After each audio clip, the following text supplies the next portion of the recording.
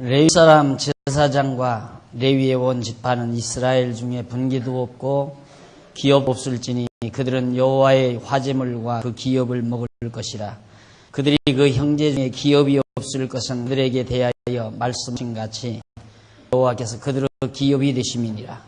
제사장이 백성에게서 받은 음식은 이러하니 곧 그 드리는 제물의 우양을 물론하고 그 앞 넓적다리와 두 볼과 위라 이것을 제사장이 해줄 것이요 또 너희 처음 된 곡식과 포도주와 기름과 너희 처음 끈 양털을 네가 그에게 줄 것이니 이는 네 하나님 여호와께서 네 모든 지파 중에서 그를 택하여 내시고 그와 그의 자손으로 영원히 여호와의 이름으로서 섬기게 하셨음이니라. 제사장을 성별하는 제사장이 거룩히 구별되는 규례 중에 첫 번째가 바로 기업과 음식에 관한 겁니다. 이방민족의 제사장들은 이렇지를 않죠. 이방민족의 제사장과 완전히 구별되는 게 뭐냐면 기업이 없어요.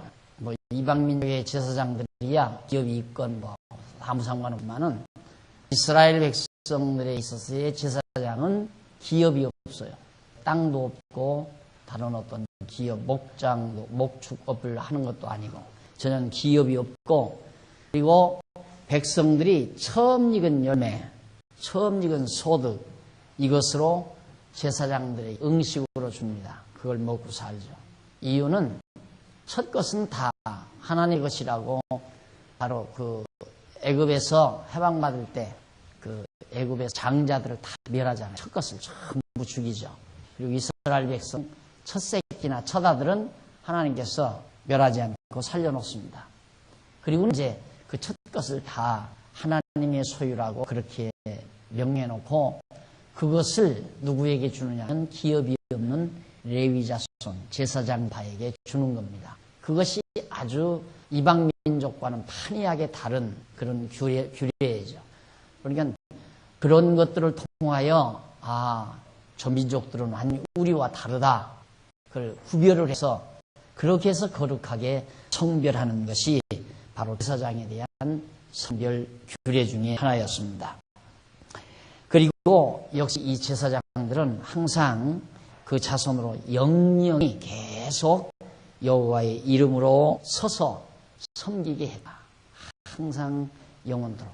바로 그것이 이제 영원한 제사장이신 그리스도에게 와서 영원한 제물로 죽으시고 영원 성전에서 영원한 제사장이 되어 섬기실 그리스도의 모형으로 보여준 것입니다.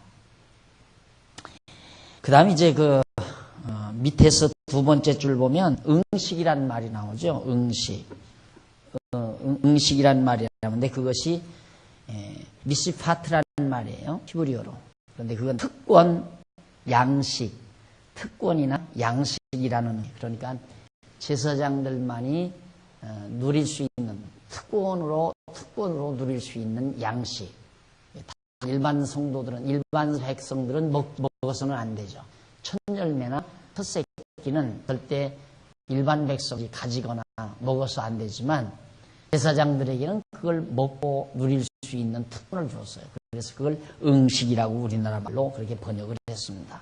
그 다음 넘어가서 1151페이지 18장 6절 8절 택하신 곳에 이른 레위인은 여호와를 섬길 수 있다고 합니다.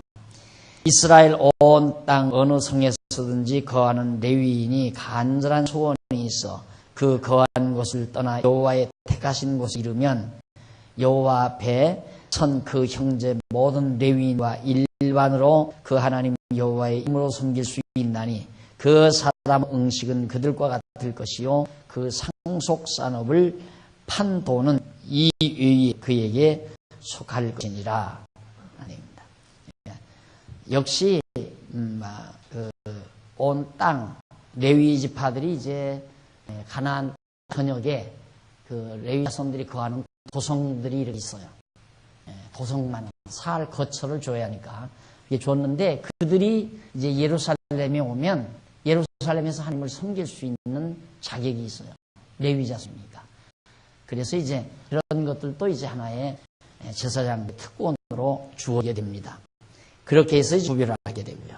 그럼 밑에서 네 번째 줄 보면 줄 바꾼데 1151페이지. 이상에서 모세가 정한 제사장 성별에 대한 규례는 택함을 받은 성도를 대신하여 하나님 여호와를 섬겨주시려고 영원한 제사장으로 오실 예수 그리스도에 대한 표로서의 모형과 그림자다. 항상 우리가 이제 그 섬김이란 말, 섬긴다, 봉사한다, 섬김, 하나님을 섬긴다, 경외한다 이런 게 많잖아요. 근데 이제 우리들은 보통 어떻게 생각하냐면 우리가 직접 하나님을 섬긴다라고 자꾸 생각하는 거예요. 우리가 직접 하나님을 섬긴다. 우리는 직접 하나님을 섬기는 것이 아니라 이스라엘 백성도 여기 6월절이나 7.7절이나 초막절 또 모든 규례, 제사드림 규례 이런 것들을 누가 했느냐면 제사장들이거든요. 제사장들. 이 제사장들이 했는데 오늘 우리도 우리가 직접 하나님을 섬기는 게 아니고 바로 우리의 왕 되신 예수 그리스도가 이렇게 죽으시고 부활하시고 재림하신 그리스도가 우리를 대신해서 하나님을 섬기시는 겁니다. 섬기는 거예요. 그러니까 우리가 섬기는 것이 아니라 우리의 대제사장이신 예수 그리스도가 우리를 대신해서 섬기신다. 그걸 하나님이 받으시는 거란 말이야. 우리가 섬기는 걸 받는 게 아니에요. 여러분들 보통 이제 부흥사들이 되게 그런 말 많이 하잖아요. 하나님 앞에 드리는 연보는 절대 그냥 호주머니에서 그냥 꺼내가지고 우리가 드리는 거 아니야. 항상 제일 깨끗한 돈, 11조 바치려면 은행에서 제일 깨끗한 돈 바꾸다가 봉투 반드시 깨끗이 담아가지고 그렇게 해서 연보를 해라. 그래야 정성이 들어가고 그래야 하나님이 드신다 이제 이런 식의 얘기거든요. 그런데 우리 교회는 그 새가 아니도 낡아졌어도 좀 째졌어도 상관없어요. 많이만 갖다 넣으면 됩니다. 왜냐하면 우리가 쓸 거니까 하나님께 드리려고 하는 게 아니라 우리가 쓸 거예요. 우리 여기 전기세도 내야 되고 수세도 내야 되고 그러니까 우리가 쓸 거니까 째졌어도 그냥 10,000원은 다 쳐주거든요. 상관없어요. 이게 참 그런 식. 그래서 이제 무속적 기질을 발동시키는 거예요. 우리 성도들 인간 안에 있는 무속적 기질이 있잖아요. 우리 인간에는 기본적으로. 그걸 잘 채색해서 기독교 신앙화는 아주 묘한 장난을 많이 하게 돼요. 거기에서 벗어나서야 돼요. 거기에서 깨끗이 벗어나서 정말 우리가 예수를 그리스도로 믿는 예수를 그리스도로 믿는 이게 우리에게는 가장 직접적으로 가장 중요한 거예요. 우리 예수를 그리스도로 믿는 거예요. 예수를 그리스도로 믿는다는 말은 예수가 내 대신 하나님을 섬겨주는 대제사장으로 믿는다. 우리를 또 공의로 다스려 주시는 왕으로 믿는다. 우리에게 참 진리를 가르쳐 주시는 선지자로 믿는다. 그 말이거든요. 그러니까 우리는 예수를 그리스도로 믿는 것 이외에 다른 것이 없어요. 그것만 철저히 믿어지면 되는 거예요. 그게 제일 완벽한 신앙이고 그게 믿어지면 하나님은 여호와이심이 확실한 거니까 그래서 하나님 여호와를 경외하고 섬기게 되는 건데 그 섬기는 것이 바로 예수 그리스도께서 그리스도의 이름으로 섬기는 거다. 예수 그리스도를 믿지 않고 하나님을 섬기는 건 말이 안 되는 거죠. 그러니까 유대인들이 지금도 하나님 여호와를 경외하는데 그들은 예수 그리스도를 통해서 하나님 여호와를 경외하는 게 아니라 자기들이 직접 인간 제사장, 레위자손들, 제사장들을 통해서 그렇게 섬기는 거죠. 예수 그리스도를 통해서 섬기는 게 아니라 그것이 우리와 다른 거다. 현재 유대인들이 하나님 여호와를 경외하는 것. 그들이 하나님 여호와로 알고 경외하는 건 틀림없죠. 성경에 있으니까, 구약에 있으니까. 그런데 섬기는 방법이 우리는 예수 그리스도를 통하여 완전한 제사장이시고 왕이시고 완전한 선지자이신 그리스도를 통하여 우리가 하나님을 섬기는 자 되지만은 그들은 자기들이 인간 제사장을 통해서 하나님을 섬긴다는데 우리와의 완전한 차별화가 되어 있다는 것. 그게 차이점이에요. 그러니까 우리가 얼마나 온전한 신앙을 가지고 있는가를 알 수 있잖아요. 그걸 갈파한 것이 히브리서입니다.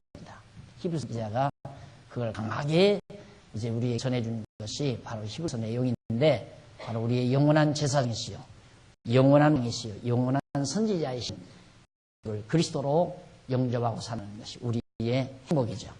그러니까 살 때 신앙에 있어서 무속적인 요소를 절대 가미시키지 마십시오. 어떤 경우는 무속적인 요소, 그건 전혀 통하지 않는 거다. 그리스도를 통해서 우리는 하나님을 섬기는 자다. 그러니까 내 정성은 부족해도, 내 정성이 부족해도 예수 그리스도의 제사가 완벽하니까 하나님은 그 섬김을 받으시는 거예요. 그리고 예수를, 그리스도를 믿는 나를 그리스도는 용서하시고 이해하시고 덮으셔서 당신의 거룩한 백성으로 인쳐주시고 그런 겁니다. 자, 이렇게 이제 가르쳐드리면 어떤 분은 그러고 이제 반말을 하고 얘기를 해요. 그럼 뭐 아무렇게나 살아도 되느냐? 그럼 예수 그리스도께서 다 대신 다 해주니까 우리는 뭐 아무렇게나 하고 살아도 된다는 얘기냐? 그렇게 역으로 말하는 사람들이 있어요. 그게 얼마나 어리석은 말을 내가 자주 입증을 해주죠. 우리가 예수 그리스도의 이 놀라운 은총을 깨닫게 되면요, 사람이 가장 아름다워지고 가장 푸근해지는 가장 중요한 요소는 감동이에요. 감동. 사람이 감동을 받았을 때만큼 순수해지고 아름다워진 때가 없어요. 그런데 예수 그리스도를 통한 감동이야말로 우리를 가장 아름답고 순수하게 만들어가는 힘을 가지고 있습니다. 그래서 좀 더 예수 그리스도의 후속의 은총에 의해서 사악한 마음도 부드러워지게 되고, 또 내 속에 있는 모든 탐악도 사라져가게 되고, 미움과 증오도 없어지게 되고, 그래서 감사와 평강과 기쁨이 우리의 마음속 깊이 하나하나 자리 잡아가게 된다. 그래서 이제 실제로 정말 우리의 삶이, 우리의 모습이 점점 달라져 가게 된다는 건 뒤따라오는 거예요. 그게 바로 예수 그리스도의 후속의 은총의 능력에 의해서, 사랑의 힘에 의해서 그렇게 되어져 가게 되는 것이다. 그러니까 하나님께서 우리를 거룩하게 하시는 건 오직 예수 그리스도를 통해서, 또 섬기는 또 예수 그리스도를 통해서 섬겨주신다는 얘기입니다. 그 다음 이제 넘어가서 1152페이지 양쪽 가로 4번 선지자 성별 구절에, 선지자는 어떻게 거룩하게 성별되나, 그 성별되는 때가 무엇인가. 첫 번째 18장 9절로 14절에 보면 가나안족 중에 거짓 예언가들을 용납지 말라라는 얘기입니다. 이것이 이제 거룩한 성별규례예요. 가나안 족속, 이스라엘 백성들이 이제 가나안 땅 들어갈 거 아니에요. 들어가면 거기에는 온갖 선지자들, 거짓 선지자들이 잔뜩 자리 잡고 있어요.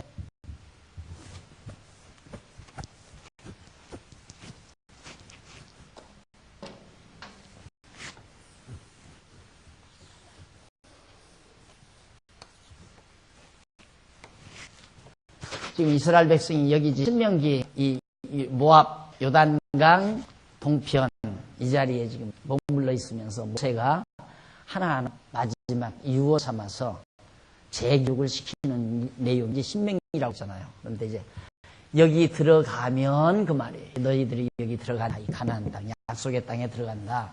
들어가는데 이 땅에는 거짓 선지자들이 많이 있다 이거예요. 이 거짓 선지자들은 거짓을 예언하는 들이 거짓 선지자예요.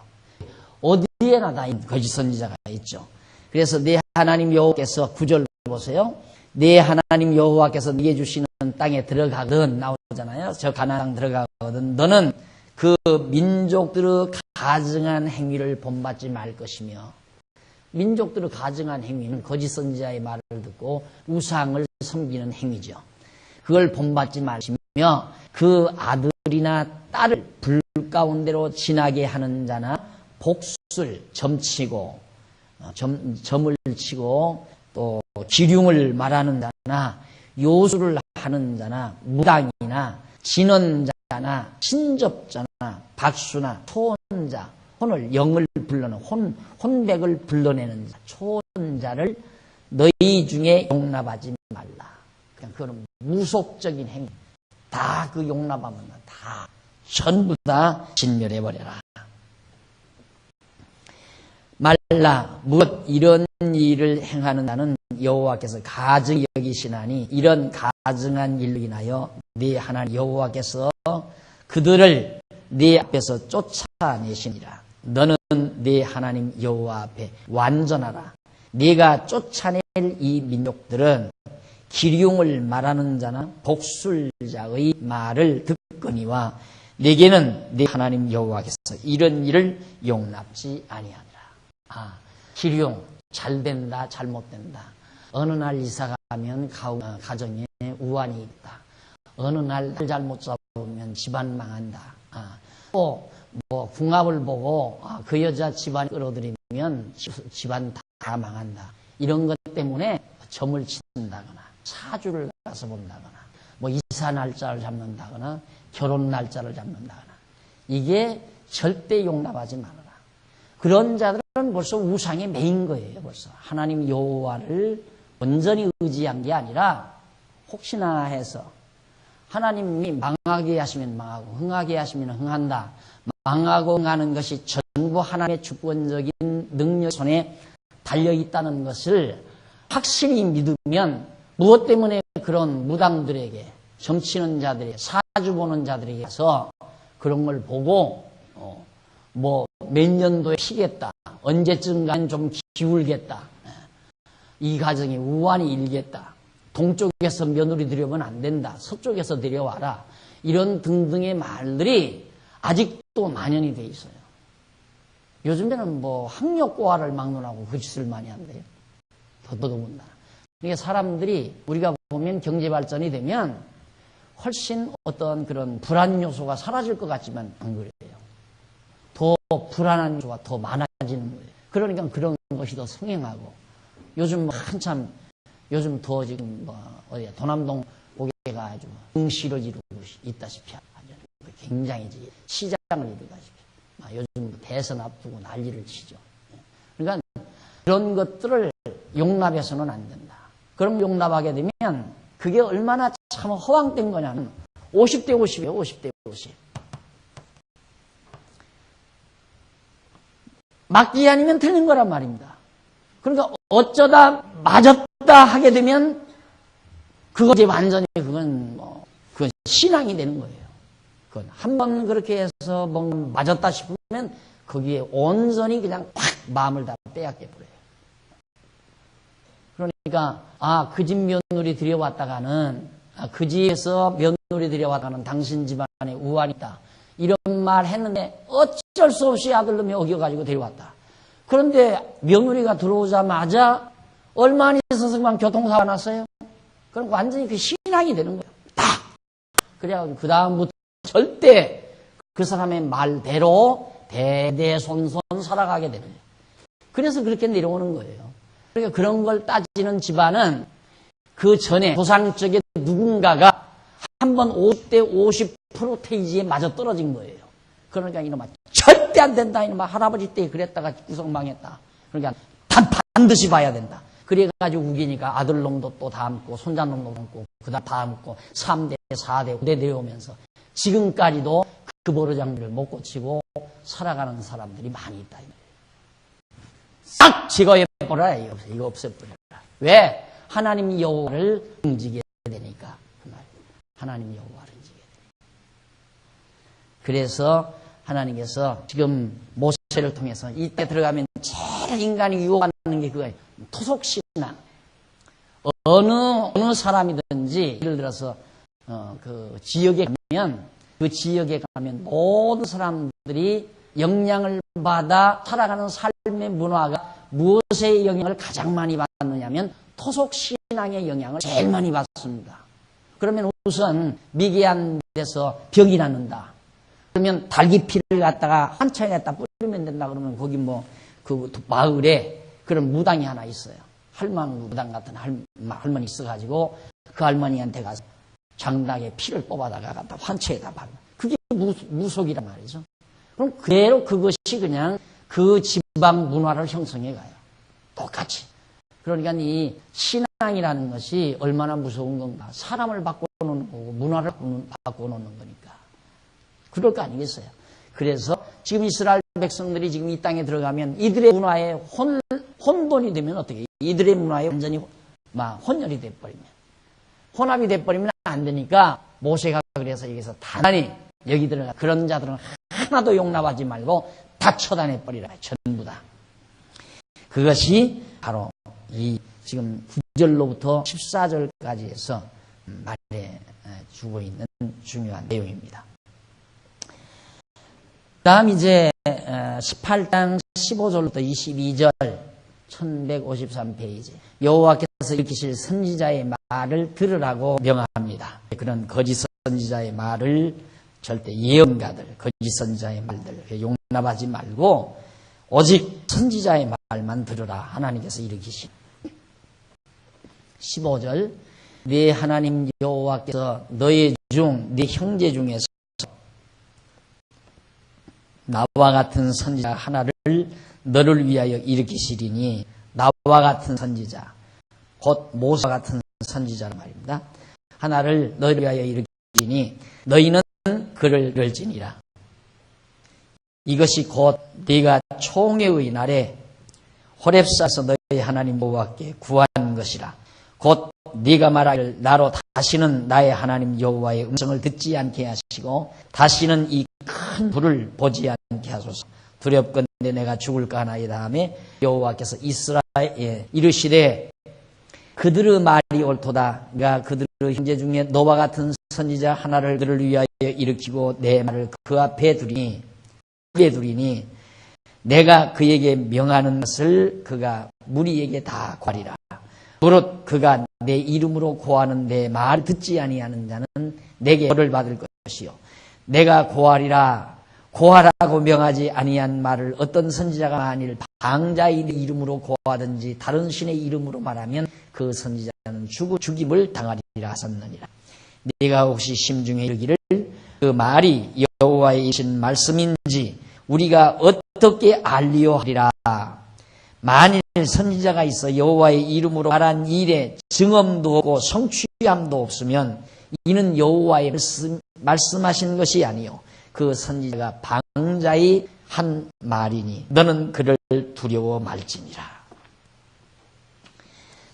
무슨 얘기냐면 하나님께서 반드시 이 땅에 들어가면 모세와 같은 선지자 하나를 일으키시겠다 이거예요. 주시겠다. 그러니까 그 선지자의 말을 들으라. 왜냐하면 시내 산에서 여호와께서 직접 백성들에게 말할 때 백성들이 막 무서워가지고 막 다 피했잖아요. 그러니까 절대 우리로 하여금 직접 하나님의 말씀을 직접 듣지 말게 하고 모세 당신이 다 듣고 와서 당신이 우리에게 말을 해달라. 하나님의 말씀을 이렇게 말한 것을 하나님이 옳게 여겨요.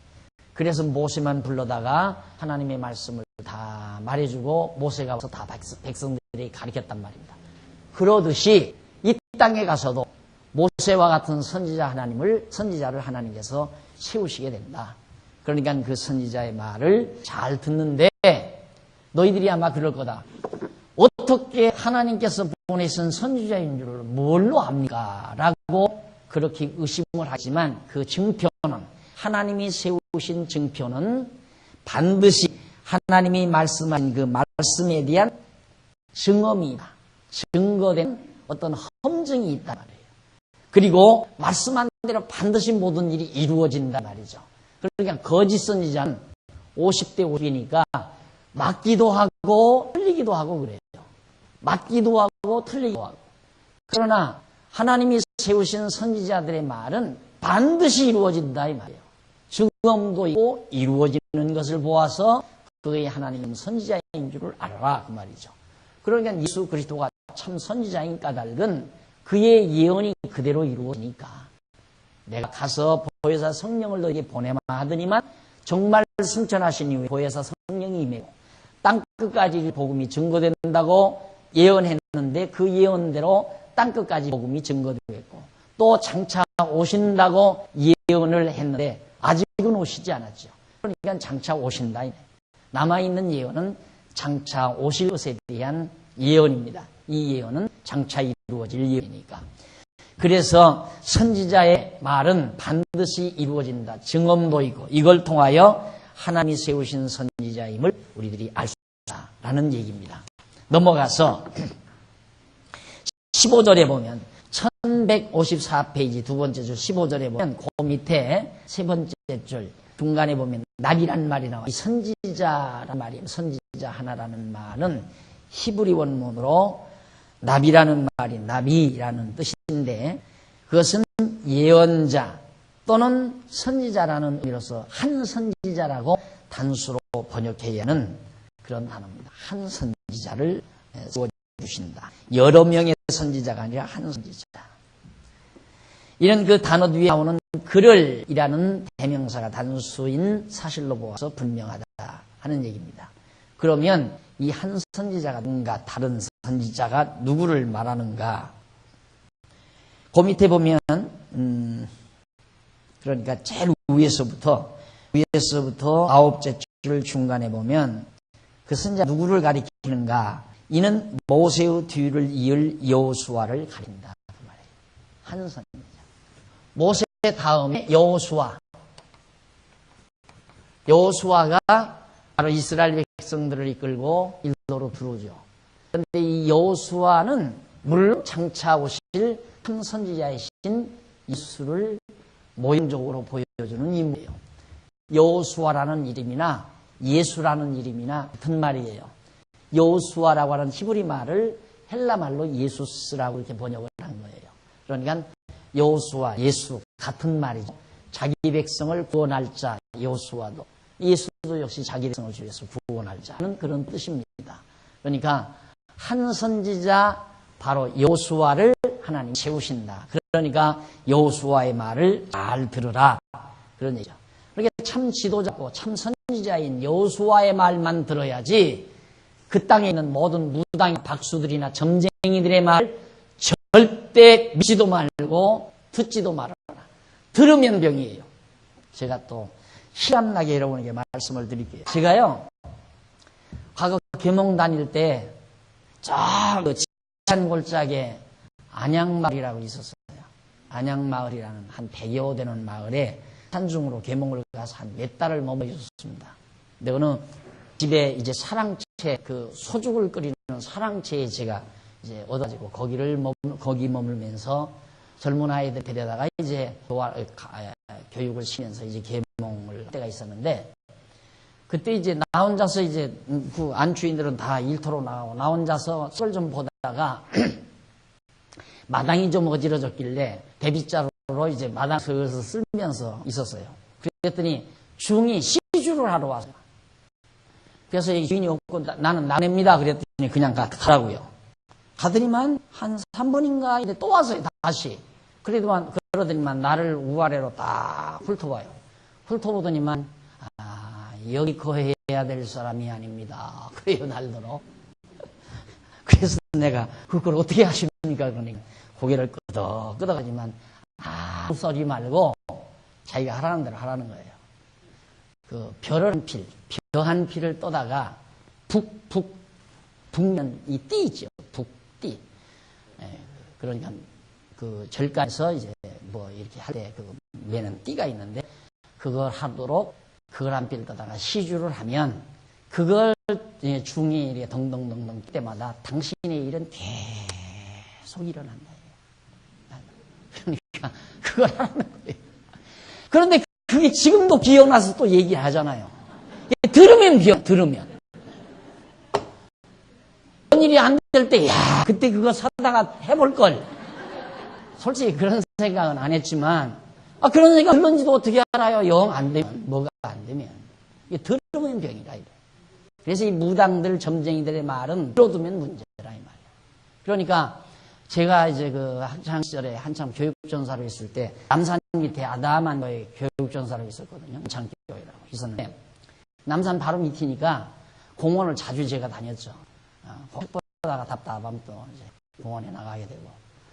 그러다면 그 남산 밑에 이렇게 길가에 할아버지들이 이렇게 책 펴놓고 귀지지 하고 앉아있는 할아버지들이 많이 있어요. 근데 거기 가서 기웃거리는 사람이 누구냐면 미끈미끈한 사람들이에요. 다 미끈미끈한 사람. 근데 내가 가만히 이렇게 보니까 심각한 부대부대한 사장인가 봐요. 와서 뭐 이렇게 해요. 그러니까 그 할아버지가 이렇게 가리키면 당신은 이게 문제다, 이게. 보니까 거기 검은 점이 하나 있는 거야. 그것이 당신 운을 다 건다, 이게. 그러니까 그냥 꼼짝 못 하더라고요, 사장이. 말을 듣고. 그러니까 그런 말은 사람을 완전히 정신적으로 병들게 만들어요. 정신적으로. 그러니까 정말 나를 인도하시고 나를 사랑하시고 나를 주관하시는 절대자 하나님을 믿는 확실한 신앙 자체가 얼마나 정신적으로 강건하게 하는가를 알고 있잖아요. 절대 무당들의 말은 들으면 병이다. 안 들으면 모르지만 들어놓으면 항상 그게 기억이 나서 혹시나 그래서 그러나 싶어가지고. 그러니까 며느리 딸 여우면서 가서 사주 본다고 딱 보았는데, 아이고, 천년에는 괜찮은데 중년이 어렵겠수다. 한마디 해놨다 이거야. 그럼 그 액땜을 해야 한다 이거야, 액땜을. 그래서 점도 치고 다 이제 뭐 나가서 어떻게 하면 그러면 해결될 수 있느냐면 돈 좀 갖고 큰 굿을 하면 된다. 그래가지고 해놨는데 어떻게 결혼해가지고 시집가가지고 좀 살았는데 점점 살면서 3, 4년 지나더니만 아이는 어떻게 좀 시름시름하니 자꾸 몸이 약해지고 그러니까 야 이거 거기서부터 이제 마치 친정어머니 병들지 시어머니 병들지 정신적으로 병들어버리니까 마치 맞잡아 병들어가는 거예요. 그러니까 벌써 그 최면에 걸린 거예요. 그 말에 대한 최면에. 예를 들어 오늘 당신 다음 내년에는 당신 사업 기로지 이 말 딱 한마디 해놓으면 벌써 2달 남겨놓고 지금부터 지금 머리가 막 복잡한 거야. 이거 망하면 어떠나. 당황하고. 그러니까 망에 들어가는 거죠, 또. 정신 상태가 그래 버리니까. 절대 부정적인 말, 이로울 것도 없고, 또 긍정적인 말도 그런 엉터리 같은 긍정적인 말은 이로울 게 없어요. 우리처럼 하나님의 뜻 가운데서 돼도 좋고, 안 돼도 좋고. 왜? 안 돼도 안 되는 일이 아니라 하나님께서는 더 잘 되게 하시려고 하는 한 과정이다. 이렇게 믿어버리니까 그런 지역적인 일에 사로잡혀서 방황하는 그런 못난이 역할은 안 한다 이거예요. 그래서 전능하신 여호와 하나님을 믿고 살아가는 우리의 신앙이 정신건강에도 얼마나 대단한 것인가를 알 수가 있죠. 그래서 저거 절대 다른 무당들, 점쟁이들 이런 사람들의 말을 절대 듣지 말아라. 한 선지자의 말만 들어라. 여호수아의 말만 들어라 그 말이에요. 그래서 거기 보면 위에서부터 1114페이지 위에서부터 7째 줄 앞부분. 그러니까 본문은 하나님 여호와께서 모세와 같은 한 선지자를 이실 것이니까 그의 말을 들으라는 내용. 그렇다면 모세와 같은 선지자는 누구를 가리키는 것일까? 이는 모세의 뒤를 이을 여호수아를 가리킨다. 그 이유는 여호수아가 이스라엘 지도자가 된 후에는 모세와 같은 선지자가 일어나지 못하였다고 했기 때문이다. 신명기 44장 10절. 모세는 여호와께서 대면하여 알던 자이고 애굽에서 이적과 기사와 큰 능력과 위엄을 행한 자이다. 이러한 모세와 같은 선지자가 여호수아가 지도자가 된 후에는 일어나지 못하였다고 하였다. 그러니까 모세와 같은 선지자인 여호수아 이후에는 선지자가 안 일어나요. 그래 나온 것이 이제 중간에 뭐 엘리야, 엘리사 선지자 나오고 그 뒤에 이제 이사야, 예레미야, 에스겔 나오고 한참 지나서야. 그전에는 선지자가 없어요. 모세와 같은 선지자가. 그래서 바로 모세와 같은 선지자 여호수아임이 틀림없다. 이 여호수아는 여호와 말씀을 백성에게 전하는 자로서 말씀이 육신이 되어 참 선지자라고 하신 예수 그리스도에 의한 예표로서의 모형과 그림적 인물이라는 뜻입니다. 자, 그 다음 이제 증언도 없고 또 증거도 성취함도 없는 이것이 바로 거짓 선지자의 모습이다라는 게 이제 19절로 22절까지 말해준 내용이고요. 1155페이지 중간쯤 보면 줄바꾼 데가 나옵니다. 이상에서 모세가 명한 선지자 성별규례는 선지자 성별규례는 택함을 받은 성도에게 하나님의 말씀을 전하기 위해 특별히 기름 부음을 받고 참 선지자로 오신 예수 그리스도에 대한 예표로서의 모형과 그림자이다. 사도 베드로는 모세 말로 예수를 가리켜 말하기를 주 하나님이 너희를 위하여 너희 형제 가운데서 나 같은 선지자 하나를 세울 것이니 너희가 무엇이든지 그 모든 말씀을 들을 것이라. 누구든지 그 선지자의 말을 듣지 아니한 자는 백성 중에서 멸망받으리라. 꼭 그렇게 이제 베드로가 설교하면서 얘기를 했죠. 그런데 택함 받은 성도는 모세와 같은 참 선지자이신 예수가 구약의 언약대로 오신 그리스도이심을 믿는 믿음에 의하여 전능자 하나님이 언약대로 이루시는 여호와이심을 깨달아 알고 경외하며 섬기게 된다. 그러니까 구약 시대에는 이런 인간 선지자의 여호수아를 통하여 하나님이 여호와이심을 깨달아 알고 경외하며 섬깁니다. 그러나 여호수아가 아니고 거짓 선지자, 점쟁이나 또한 복술가들이나 이런 자들의 말을, 거짓 선지자들의 말을 듣는 자들은 하나님 여호와를 잊어버리게 되죠. 그러나 여호수아의 말을 듣는 자들은 하나님이 여호와임을 깨닫고 경외하며 섬기게 돼요. 그럼 오늘 우리는 역시 마찬가지. 우리의 참 선지자이신 예수 그리스도를 통하여 우리는 하나님이 여호와임을 알고 경외하며 섬기게 된다. 그러니까 여기에서 말하는 이런 내용들이 모두가 다 예수를 그리스도로 믿는 이 신앙으로 전부 우리는 아주 간소화됐어요. 구약시대의 복잡했던 모든 규례들이 우리에게 있어서 예수를 그리스도로 믿는 이 한 가지 신앙으로 전부 간소화되어 버린 것이다. 그래서 구약을 모두 예수 그리스도를 통하여 이루신 것을 우리가 믿게 되고 깨닫게 되고, 그래서 우리는 예수를 그리스도로 믿고 신앙하는 겁니다. 자, 이렇게 해서 큰 문제가 정리가 됐습니다. 이제는. 그래서 1155페이지 밑에서 세 번째 줄을 보면, 자, 이쯤 됐으면 이제 우리는 여기서 지금까지 앞에서 살펴본 내용을 종합적으로 간략하게 총정리하면서 다음에 계속될 내용과 논리를 연결해야 할 필요성이 있습니다. 그동안 16장 18절에서부터 18장은 모세가 이스라엘 자손의 지도자를 성별하는 규례를 명하는 내용이었죠. 그러니까 재판장, 그 다음 왕, 재판장, 그 다음 제사장, 선지자 구별하는 그런 성별 규례들이었습니다. 그 이전 12장에서부터 1156페이지 중간쯤 보면 신명기 12장부터 18장, 지금 우리 여기까지 지금 18장 공부했죠. 12장부터 18장까지는 모세가 이스라엘 자손에게 여호와께서 명하신 규례에 대하여 교훈한 내용이죠. 이 규례에 대해서.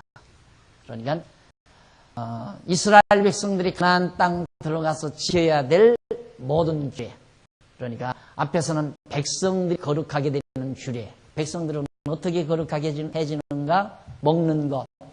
했죠. 먹는 것. 먹는 것을 통해서, 또 입는 것을 통해서.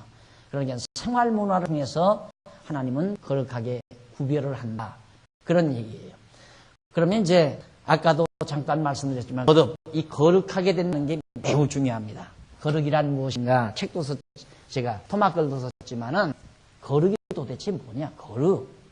자꾸만 이 거룩하다고 하는 이 말에 전부가 하나의 도덕의식, 윤리의식에 연관지어서 이해를 해요. 그래서 자꾸만 그 종교 지도자들이, 교회 지도자들이 거룩해야 된다는 것과 함께 모습을 아주 그 특이하게 하죠. 이거 있잖아요. 늘 강요, 이렇게 다 이러는 거. 걸음을 천천히 걷고. 박 목사는 갈기기 전에 갈기기 하다는 듯이 다 해주잖아. 그렇게 할 수 있어, 저도. 천천히. 폼 내면서 딱, 이래야 거룩하게 보이죠. 그런 걸 연상을 한 거예요. 그러니까 또 뭐 옷도 그렇게 입잖아요. 가운도. 이게 거룩하게 보이려는 형식을 가지고 있는 거죠. 그게 얼마나 무속적인가를 알 수 있잖아요. 예, 성경이 말하는 거룩이란 그런 윤리적이고 도덕적인 의미를 담은 게 아니다라는 것. 그런데 정말 내 속에 아주 그냥 못이 베도록 정리를 해둬야 돼.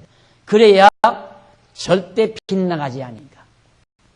우리의 거룩함이란 예수 그리스도를 떠나서는 상상할 수 없는 거예요. 도저히 상상할 수 없는 것이 우리들의 거룩함이에요. 그러니까 우리가 이스라엘 백성들은 색임질하고 쪽발 갈라진 짐승을 먹으면 거룩히 구별이 되죠. 비늘 있는 고기와 지느러미 있는 고기를 먹으면 물고기를 먹으면 거룩하게 구별이 돼요. 그러나 오늘 우리들은 우리의 영원한 생명의 양식이신 예수 그리스도를 통하여 우리는 거룩하게 된다는 얘기입니다. 제사장도 그리스도를 통하여, 왕도 그리스도를 통하여, 선지자도 그리스도를 통하여 다 예수 그리스도를 통하여 거룩하게 된다는 하나의 예표로서의 모형과 그림자란 말입니다. 그러니까 구약에서 말하는 거룩이라고 하는 것은 거룩하다라고 하는 것은 성, 이것은 예수 그리스도를 떠나서는 우리에서는 상상할 수 없는 것들이다. 우리는 실제로 예수 그리스도를 통하여 거룩해진 자예요. 거룩한 백성이에요. 우리는 실제로 하나님이 우리를 거룩하다고 했다 이 말이죠. 예수 그리스도를 통하여 거룩한 백성이 되게 해라. 다만 우리는 이 육체의 장막을 벗어버리기만 하면 돼요. 언젠가는 이 육체의 장막 벗어버릴 거 아니에요. 우리의 육체의 이 장막 때문에 우리는 때때로 화도 나고 때때로 시기 질투도 생기고 육체의 장막 때문에 이 육체의 장막 때문에 실수도 하고 이런 건 벗어버리게 돼 있어요. 반드시 없어지고 낡아지게 돼 있어요. 겉사람은 후패하고 낡아지지만 속사람은 날로 새로워지게 돼 있다 이 말입니다. 그러니까 거룩해진다는 건 이미 거룩해졌고 실제로 우리 자신에게서는 점점 거룩해져 가고 있고 그럼 언제 완성이 되는가? 육체의 장막 벗어버려야 완성이 되고 육체의 장막. 지금도 아마 내가 그런 얘기까지 다 해줬어. 지금도 가서 그러고 나도 그래요. 아이를 깎아놓으면 가끔은 억지로라도 제일 고난한 때가 우리 집사님들이나 권사님들이 수박 잘라놨을 때 좀처럼 사람들이 먼저 손을 안 대요. 왜 손을 안 대는가? 먹기 좋은 건 가운데 들어있어요. 그러니까 염치 없으니까 가운데 거 뽑을 수가 없잖아요. 누가 먼저 가져가나 보자. 왜? 가운데 것 뽑아버리려고. 그럼 먼저 드는 사람은 항상 가양 거, 그 빈대기진 거 이렇게 들어갈 때 진짜 별로 맛도 없고 먹을 것도 별로 없는 거. 그거에 제일 먼저 있으니까 먼저 들면서 그걸 들어야지. 어떻게 가운데서 뽑아내? 아무리 얌체가 없다 하더라도. 그때 제일 곤란하다고. 그러면 잠깐 기다려봐요. 한 30초. 누가 좀 들어주나 안 들어주나. 성질 급한 나는 30초 이상 못 기다리겠어요. 그러면 내가 덜렁덜렁 집어서 좋은 거 주고 그러다 보면 어차피 껍데기는 나한테 오는 거라. 자르다 놨어. 먼저 들어주면 어디 덧나요? 인간이 그렇다고 말이에요. 천하 없어도 그래요, 인간은. 이게 먼저 생각하게 돼요. 욕심이 있기 마련이고. 그런 것들이 언제 사라지는가? 죽어야. 그래서 죽음이라는 게 좋은 겁니다.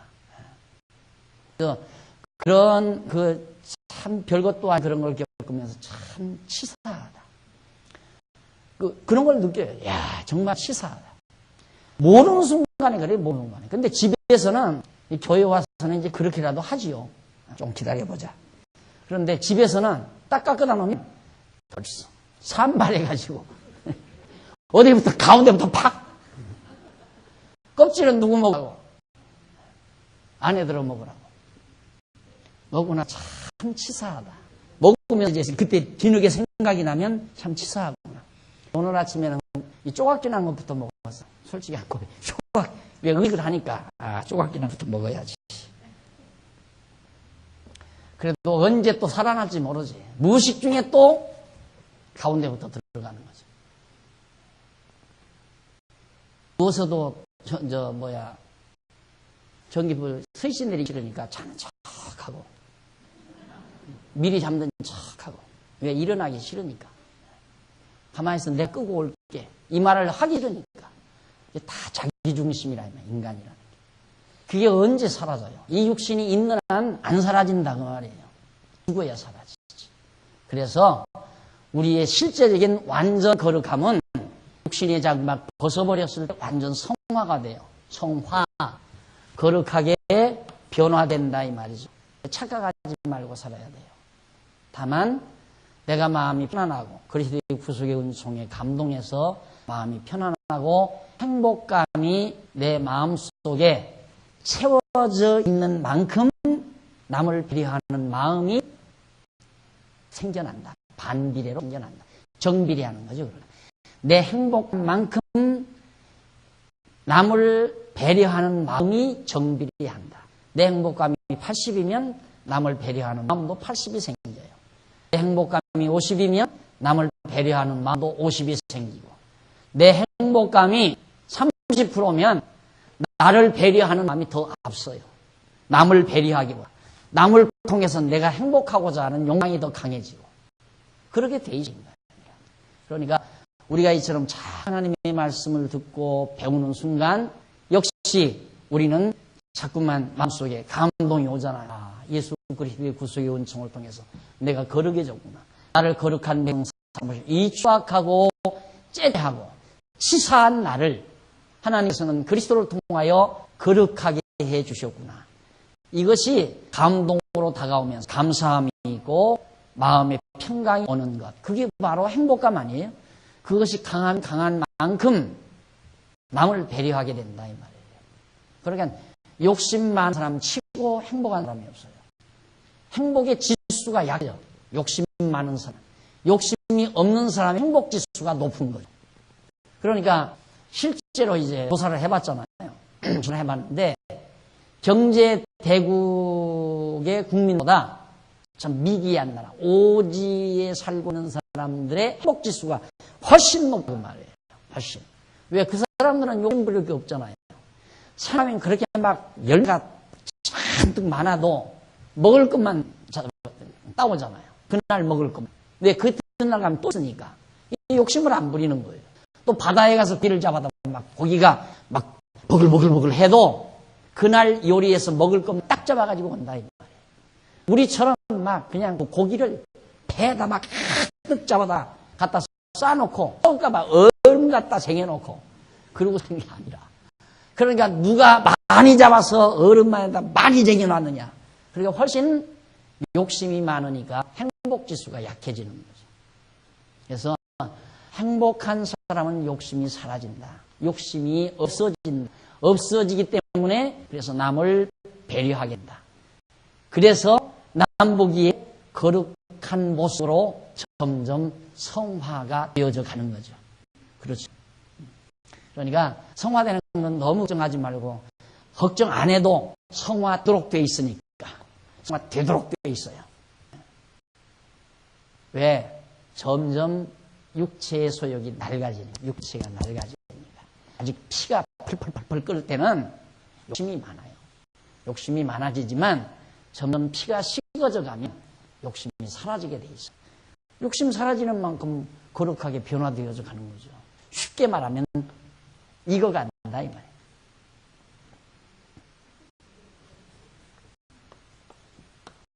격자죠? 익어간다. 듣기 싫게 말하면 늙어간다. 익어간다. 늙어간다. 익어가게 돼 있어요. 열매는 익어가게 돼 있듯이 인간도 출생하면 반드시 늙어가게 있습니다. 걱정하지 마세요. 거룩하게 사는 것 절대 걱정해서 되는 거 아니까. 하나님께서 이루어 가시는 거예요. 그런데 빨리 걸어가게 되려는 것도, 그러니까 그게 생각이 잘못된 거죠. 빨리 걸어가게 되려면 빨리 자살을 해버려요. 차라리. 살아있는 한 빨리 걸어가게 되지는 게 아니에요. 늙어가는 만큼, 힘이 풀려가는 만큼. 그래서 하나님께서 전부 나이가 들면 팔다리에 힘이 줄어들고 얼굴에도 힘이 줄어들고, 그 다음 눈도 어두워지고 귀도 어두워지고 입맛 점점 사라지게 되고. 왜? 욕심이 점점 없어지게 하시려고. 얼굴에 힘이 빠지니까 눈이 처진다고 지난주일 날 내가 가르쳐 드렸잖아요. 지금 여러분 딱 의식해 보세요. 눈이 힘 들어갔으면 눈 안 처질 사람이에요. 그런데 눈에 힘이 하나도 안 들어가 있다. 그 눈에 힘이 안 들어가면 눈떡구부리게 데피죠. 그러다 보니 처지게 돼 있어요. 눈에 힘이 팍 들어가면 아직도 뭔가 팽팽한 거죠. 그러니까 얼굴이 쭈글쭈글해지는 것도 얼굴에 이 근육이 힘이 없어지니까 그러는 거예요. 그래야 거룩하게 되지는 거예요. 주름살도 걱정할 것도 없고, 눈 어두워지는 것도, 귀 어두워지는 것도 모두 다 하나님께서 거룩하게 만들어 가시려는 한 방법이라는 것을 여러분들이 기억하시면서 억지로 산속에 들어가서 세속 다 떠나가지고 무력을 떠나고 보이지 않고 염세주의자가 돼서 마치 무슨 신선이나 될 것처럼 그게 다 어리석은 인간의 행위들이라 말이에요. 그냥 살아도 다 하나님의 백성들 거룩하게 되도록 있다 하는 뜻입니다. 자, 그 다음 이제 넘어가서 1157페이지 네 번째 좀 큰 타이틀이죠. 윤례에 대한 교훈이죠. 윤례에 대한 교훈. 그 이전 12장부터는 규례에 대한 교훈이었고 12장부터 10장까지는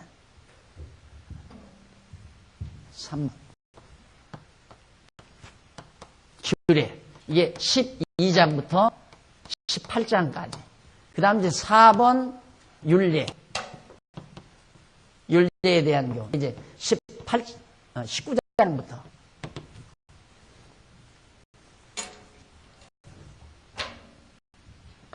이 26장까지가 율례에 대한 교훈입니다.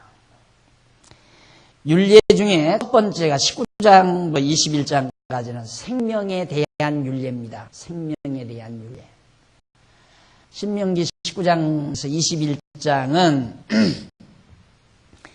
하나님께서 이스라엘 자손에게 생명에 대한 율례를 교훈하는 섭리 내용인데 그 가운데 19장은 억울한 죽음을 금하는 율례이고 20장은 전쟁 시의 생명을 보호하는 규례의 내용이고 21장은 범죄자의 생명을 대속하는 규례입니다. 생명의 존엄, 생명의 존엄하죠. 그래서 보통 생명의 존엄성이 기독교이라고 다 그렇게 얘기하죠. 서구 문화가 기독교 사상인데 그런데 이제 생명의 존엄 이것이 문제가 있는 것은 생명을 최고의 가치로 놓았다는 데 문제가 있는 겁니다. 생명을 최고의 가치로 놓는 것. 그게 인본주의적인 거죠. 그러니까 서구 문화가 기독교 문화인 이 기독교 문화가 완전히 점점 인본주의와 되져버린 거예요. 성경이 이 생명을 굉장히 존중히 여기라는 내용이 지금 19장에서부터 21장까지인데 있죠. 그런데 어디에서 왜 하나님이 생명 주인이시니까 이게 있어요. 그러니까 요즘에는 생명의 존엄성 왜 생명을 존귀하게 생각해? 생명이 최고니까 이걸 알면 생명이 최고니까 우리는 생명의 주인이 하나님이시니까 그래서 생명을 소중히 여기라는 얘기고 요즘 이제 목사님들 어느 목사님은 바로 사형제도 폐지 운동을 하잖아요. 종신형을 내릴 망정 죽이지는 말자. 어떻게 사람이 사람을 죽이느냐 이거죠. 사실 선진국들은 사형제도 다 폐지했잖아요. 그런데 우리나라 아직도 사형제도가 있어가지고 아주 정말 흉악범들은 사형시키잖아요. 그러니까 그 사형제도를 폐지하자. 바로 이 정신에서 그런 거거든요. 생명을 존중해. 그런데 성경에 보면 죽이라고 그랬잖아요. 돌로 때려 죽이라. 그러니까 지금 인본주의자들이 말하는 생명의 존엄을 그냥 그렇게 단순 논리로 주장하는 것은 인본주의적이다. 신본주의적인 생명의 존엄성이 아니다. 오늘 우리는 생명을 왜 소중히 여겨야 되느냐? 생명의 소유가 하나님이시니까 바로 여기에 차이점이 있는 겁니다. 그래서 생명에 대한 율례 내용이 19장부터 21장까지인데 넘어가서 1058페이지 양쪽 가로 1번 억울한 죽음을 금하는 그런 율례입니다. 억울한 죽음을 금해라. 억울한 죽음은 밑에 보세요. 어떤 자가 억울한 죽음입니까? 19장 1절로 10절 제일 하단 밑에서 두 번째 줄 10절 1절로 10절 부지중의 범죄자를 도피성으로 피하게 하라고 명하는 얘기 성제도예요. 1절 네 하나님 여호와께서 이 열국을 멸절하시고 가나안 땅의 모든 열국을 멸절하시고 네 하나님 여호와께서 땅을 내게 주심으로 내가 필경 그것을 얻고 그들의 각 성읍과 그 가옥에 거할 때에 그 말이에요. 이게 번역이 아주 잘 된 거예요. 이게 그렇게 거할 때 이렇게 이게 번역이 레만이란 말로 그렇게 번역이 돼야 되거든요. 2절 내 하나님 여호와께서 내게 기업으로 주신 땅 가운데서 내 성읍을 너를 위하여 구별하고 내 하나님 여호와께서 내게 유업으로 주시는 땅의 전체를 3구로 세 구분으로 구분하여 그 도로를 닦고 무릇 산자를 그 성읍으로 돕히게 하라. 이 말도 잘못 번역했으면 어떻게 번역이 되는가? 내 하나님 여호와께서 내게 주시는 기업의 땅 주신 땅 가운데서 새 성읍으로 정하는 도로를 잘 닦고 도피성을 만들어서 돕히게 하면 그리하면 이 땅을 내게 살게 하겠다. 이렇게 번역이 됐을 거예요.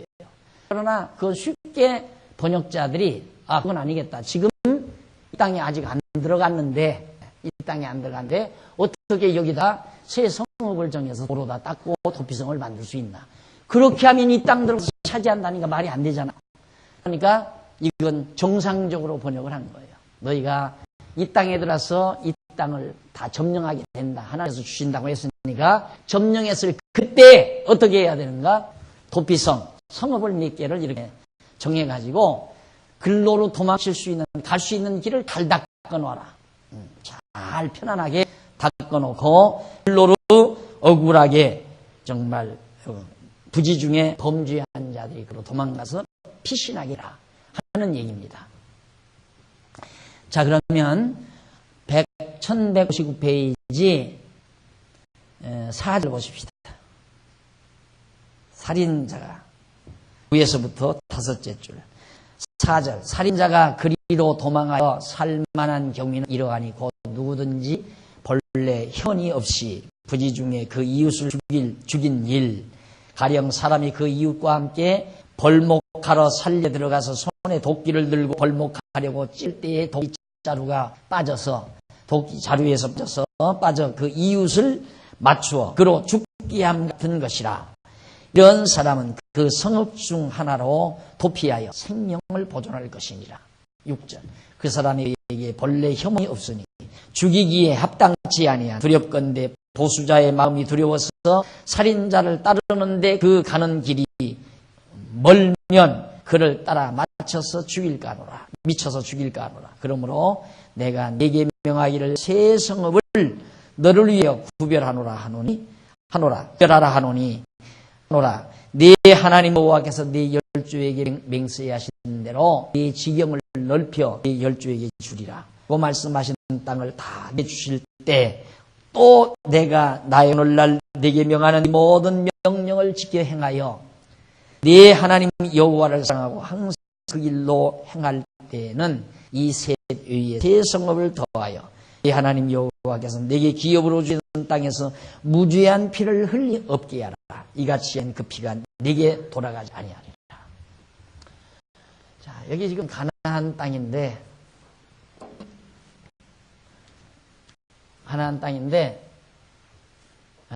도피성이 여기 있고 여기 있다.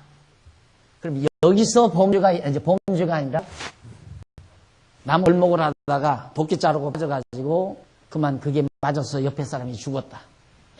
그럼 부지 중에 죽은 거 아니에요. 그러면 사람을 죽였으니까 그 죽인 자의 친척이나 형제들이 가만 놔두겠어요? 그 사람도 죽이려고 하지. 어쨌든 애매히 죽이겠지, 의적으로 죽인 건 아니지.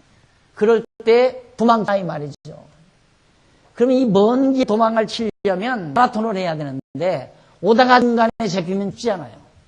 그러니까 한쪽으로 이렇게 몰지 말고 여기다 하나, 이쯤 하나 이렇게 골고 해서 도망치기 쉽게. 여기서 한 사람은 1위, 여기서 범죄하면 2위 도망쳐서 이렇게 도피성 성 딱 쌓고 한 문이 이렇게 열려 있어요. 성문이. 그럼 도로가 이렇게 있어가지고 막 도망을 갑니다. 도망가서 이게 딱 들어가면 문 딱 닫혀요. 그럼 쫓아오던 사람이 어떻게 할 수가 없죠. 그래서 여기서 이 성 안에서 이 사람은 도피성 안에서 살게 돼요. 쓰면서 사실을 알아보는 거죠. 그러면 애매히 고난하면 한동안 여기서 살다가 이 사람들이 죽었거나 안 그러면 그 당시에 제사장이 죽어서 바뀐 이후에 다시 나와서 자유롭게 생활할 수 있도록 그렇게 해서 정말 애매히 죽음을 당하지 않도록 그럼 부지 중에 범죄한 자가 죽임을 당하지 않도록 하나님께서 그 생명을 보존해주도록 섭리하셨습니다. 이런 제도가 이방 민족에게는 없어요. 다른 나라에는. 이게 구별된 거예요. 이것도. 예, 율례도 이런 율례로도 다른 민족과 이스라엘 민족의 차이점이 거기 있다 이 말입니다. 아, 다르다 이 사람들은. 역시 다르다. 이 사람들은 그게 없죠. 뭐 그냥 달겨들어서 때려 죽이면 되는 거예요. 그래서 계속 보복. A라는 사람이 B라는 사람 죽이면 그 다음 이제 B라는 사람의 가문이 A라는 사람의 가문의 원수가 되는 거죠. 또 죽이면 또 원수가 되고 계속해서 보복행위. 그래서 이 동양 사회에 특히 부모가 죽을 때 너는 내 원수 갚아주라. 이게 유언 아주 제1호 아니에요. 내 원수 갚아주라. 그래서 이제 무술을 연구하고 막 무술을 이제 원수 그런 영화도 많고 그런 소설도 많잖아요. 근데 하나님의 택한 백성에게는 그게 없어요. 다 차단시. 왜? 이것이 하나님의 백성들의 생명을 보호하는 하나님의 사랑의 법칙이고 나아서는 이게 바로 우리의 정말 피난처가 되시는 도피성이 되시는 예수 그리스도에 대한 모형이에요. 그래서 우리가 범죄하잖아요. 우리가 범죄하면